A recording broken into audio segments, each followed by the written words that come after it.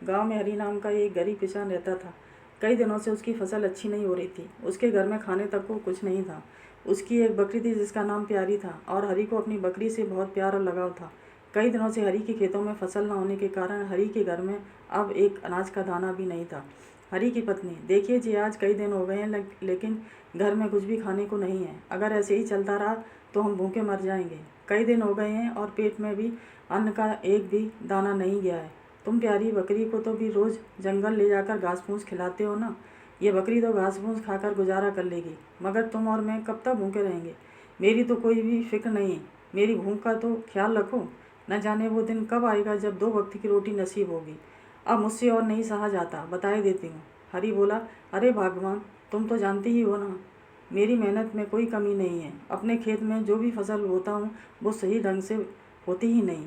हर बार फसल खराब हो जाती है। अब तुम ही बताओ मैं क्या करूँ। लेकिन तुम चिंता मत करो, भगवान जल्दी ही कोई ना कोई रास्ता जरूर निकल जाएगा।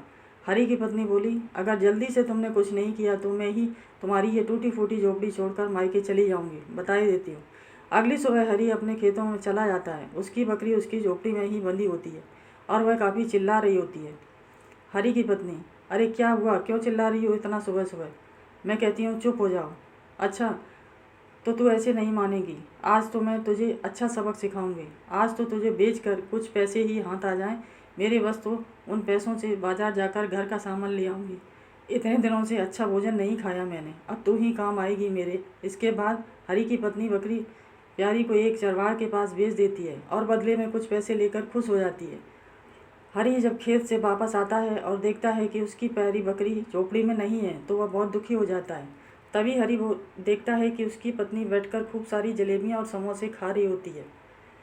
शाम हरी की पत्नी, अरे वाह, बहुत ही स्वादिष्ट, वाह बहुत ही मज़ेदार, आज तो मज़ा ही आ गया। वाह, कितने दिनों बाद आज पेट भरा है मेरा।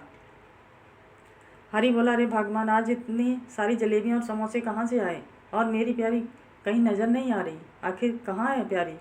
हरी की पत्नी बोली, अरे ये जलेबियाँ और समोसे पास वाली विमला देकर गई है। वाह, बड़ी मज़ेदार हैं। और भला मुझे क्या पता तुम्हारी प्यारी कहाँ है। गई होगी जंगल में कुछ चलने। अब भला यहाँ तो उसे कुछ खाने को मिलता नहीं है। जाओ जाकर ढूंढो अपनी प्यारी को। हरी, अरे प्यारी तो कभी अकेले जंगल में जाती ही नहीं, हमेशा मेरे साथ ही जाती है। फिर भला उसे आज क्या हुआ, जाकर देखता हूँ उसे। अब हरी बहुत दुखी हो गया। हरी की पत्नी मन में बोली, जाओ जाओ ढूंढो अपनी प्यारी को। उसे बेचकर ही तो मुझे आज जलेबी समोसे खाने को मिले हैं और 10 दिनों का मैंने खाने का सामान भी भरवा लिया। यह सब करके हरी की पत्नी बहुत खुश थी और हरी दुखी होता हुआ सोच रहा था कि मेरी प्यारी कहाँ चली गई। मेरी प्यारी ठीक होगी ना, जाने जंगल में कोई जानवर तो उसे खा नहीं गया। अरे प्यारी, तुम कहाँ चली गई। इधर उधर ढूंढते हुए हरी को अचानक उसकी प्यारी बकरी नज़र आती है। वह कुछ देर हरी को देखती है और फिर भागने लगती है। हरी भी उसे देखकर उसके पीछे भागने लगता है। हरी बोला, अरे प्यारी रुको तो, आज ये क्या हुआ तुझे। मैं कहता हूँ रुक जा।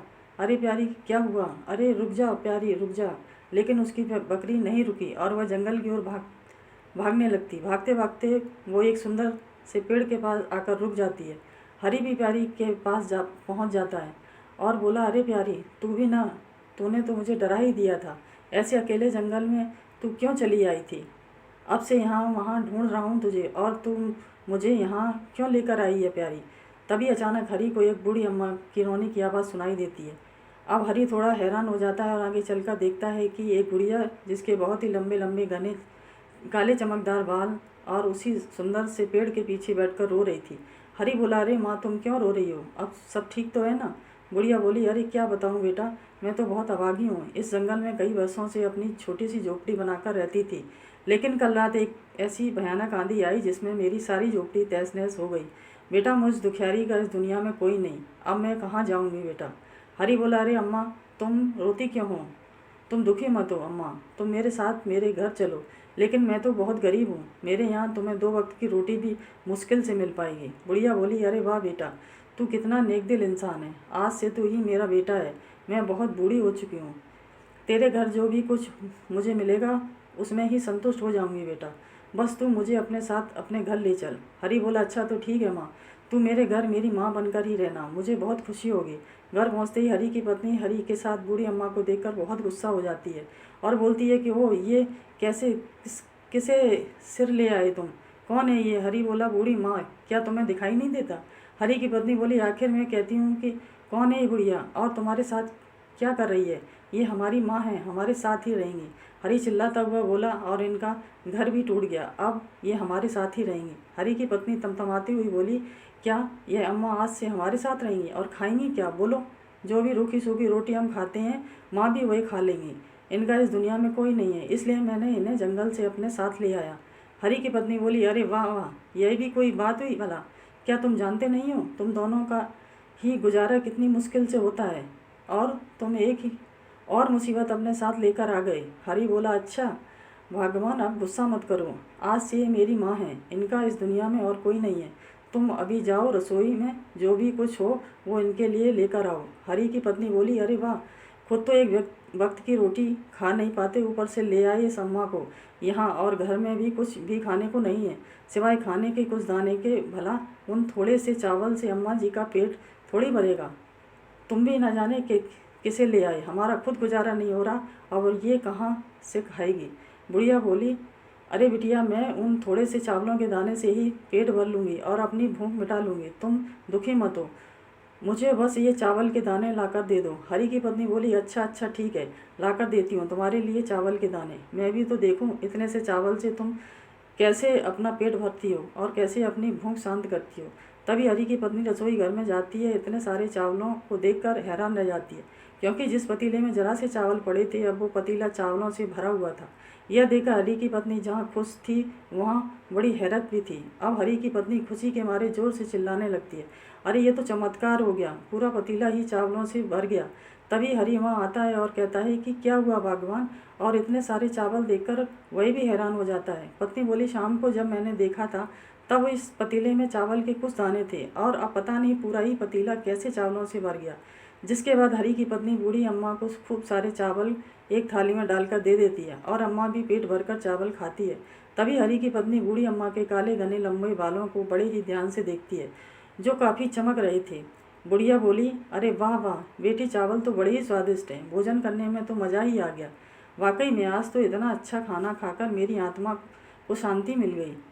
हरी की पत्नी, आज तो न जाने कैसे चमत्कार हो गया और इन चावलों से हमारा पेट भर गया, लेकिन कल क्या होगा? कल कैसे हमारी भूख मिटेगी? तभी बूढ़ी अम्मा अपनी पलकें झपकाती हुई मुस्कुराती बोली। थोड़ी देर बाद जब हरी और उसकी पत्नी सो रहे थे, तभी बूढ़ी अम्मा रसोई घर में जाती हैं, और आवाज़ सुनकर हरी की पत्नी भी उस बूढ़ी अम्मा के पीछे पीछे जाती है।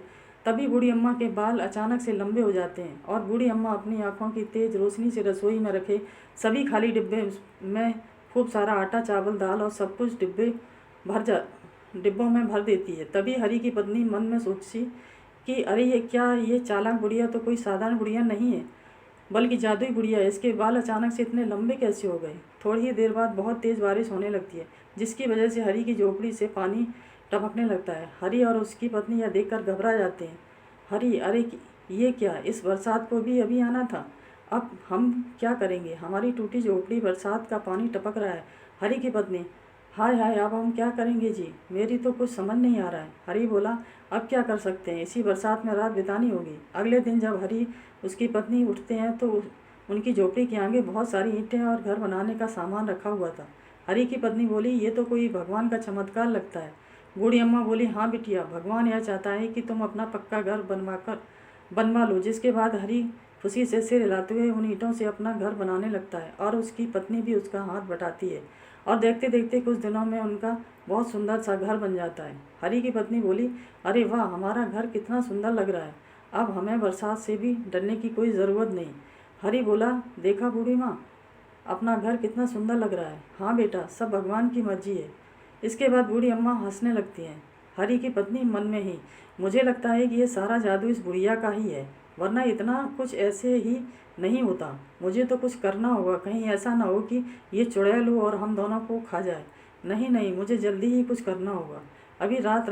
अभी आधी रात को ही बूढ़ी अम्मा जब सो रही थी, तभी चुपके से हरी की पत्नी अपने हाथ में एक बड़ी सी कैंची लेकर सोती हुई बूढ़ी अम्मा के पास जाती है और उसके सारे घने लंबे बालों को काट देती है। हरी की पत्नी सोचती है कि उस बूढ़ी के बाल काटने से उसका जादू खत्म हो जाएगा। थोड़ी देर में उस बूढ़ी अम्मा की आंख खुलती है और वो शीशे में अपने बाल देखकर जोर जोर से हंसने लगती है।